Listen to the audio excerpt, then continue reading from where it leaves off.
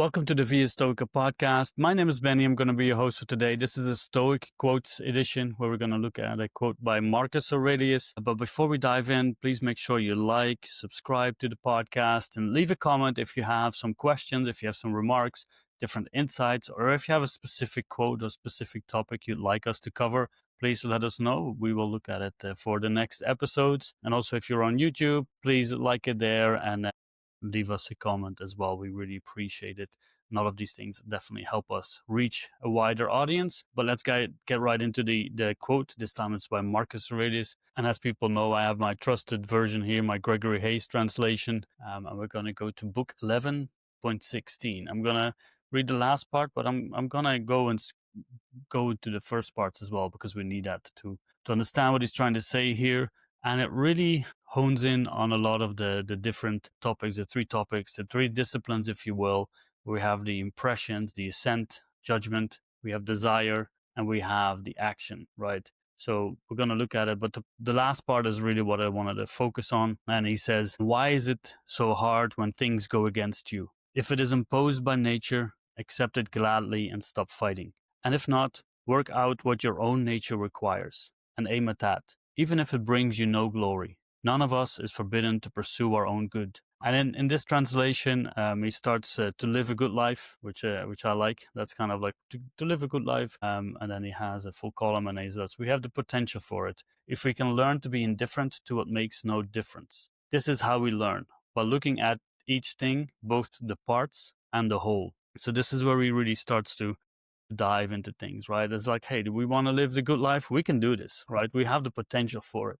It's not going to be easy, but we need to change a little bit of our mindset. And I was in a conversation with someone the other day, and he said that most people are focused on themselves, right? On what they need for themselves, like more egotistical. And I was like, but are they really? Are they really focused on what is good for themselves, or are they focused on achieving things that make them feel good? Going for the externals, having a good career, a lot of money, the things, the possessions that you want? Or are they looking after their character, their soul, the person who they are? And I think that's, especially when we look at Marcus Aurelius, when we dive into this a little bit deeper, that's really our goal. If we want to live a good life, that's what we got to focus on. That's what we got to aim at and say, how can I make that better? How can I make better choices that align with who I am and that align with my duties and my nature and with nature in general? And we have the potential for it, right? Again, Marcus Aurelius is telling himself this. He's talking to himself in these notes. We have the potential, and we need to learn, right? We need to break things down, make them shorter, smaller, putting them into perspective, but also looking at the whole, seeing what part they are of. Right? If something happens to us, there's a bigger perspective there, and we can make it shorter, smaller, to make it more manageable for us to deal with and to look at what we've got to work with and what we've got to do. And that's up to us, right? That's something that we can do. So he goes on to say, right, keeping in mind that none of them can dictate how we perceive it.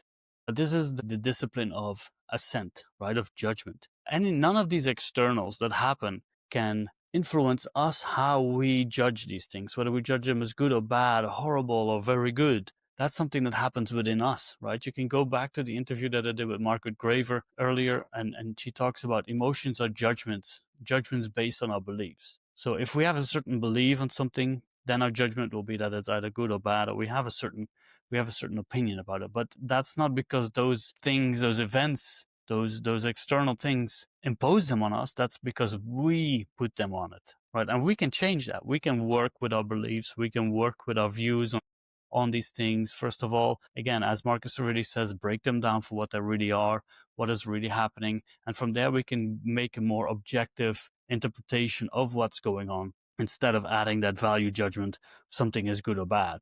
We can leave that aside. And if we do so, then we can then make our choices based on the objective thing that's happening, looking at our role, the moral ethics, all of that good stuff, and trying to live in accordance with virtue and nature as well. So again, he says they don't impose themselves on us. They hover before us, unmoving. Right? These externals, they're just in front of us. They're not touching us on our minds, right? Again, that's something that we do. We have a perception.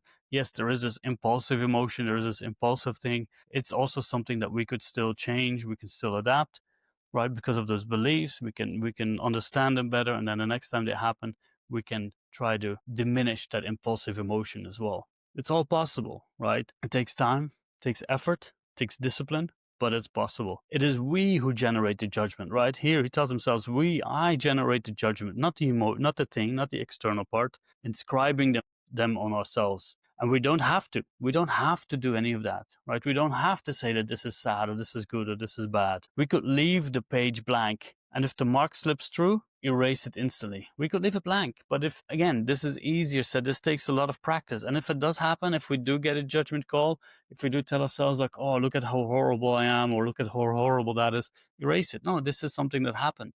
Let me see what I can do about it. Let me see what the situation is, and then see, we can erase that value judgment. Again, it's not easy, but it's possible. Even Marcus Aurelius tells himself, remember how brief is the attentiveness required, and then our lives will end.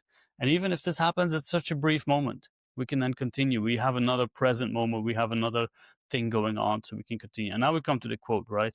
And why is it so hard when things go against you? If it is imposed by nature, accept it gladly and stop fighting.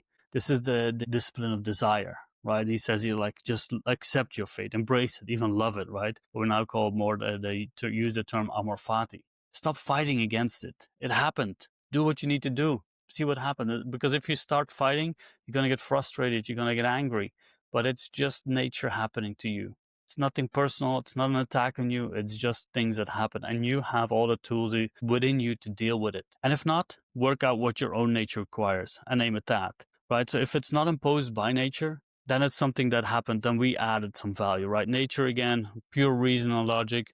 But if it is not, then we are adding something to it. We are putting our irrational thoughts to it, because the nature is, again, what happens. Okay, the last few sentences you can edit out. And if not, work out what our own nature requires and aim at that, even if it brings you no glory. And what is our own nature? If it doesn't, if something happened, if we did add that value judgment, that's not what nature brought to us. That's not what nature offered. We didn't accept it. But then we can still stop and we can pause and we can use our rational mind. We can try to be virtuous, right? We can see what our roles is, what our responsibility, what our duties are.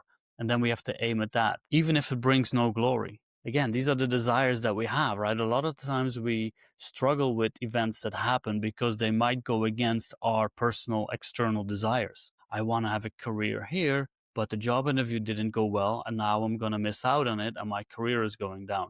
That doesn't mean that you've done something wrong, That doesn't mean that you could have been the best, perfect candidate, right? Showing up, doing the things well, but then the other person might have already hired someone in their mind. Or maybe they just don't align. Maybe there's just something else happening. But we've still done our best. We can still look back. It's like, I've been there, I showed up the best I could, and that's what I've got to work with. So our character, right? We've still done the right thing, but if our desires are aimed towards the externals, we're going to look at it as something bad. So that's what the glory is for. But really what we're trying to do is like, none of us is forbidding to pursue our own good.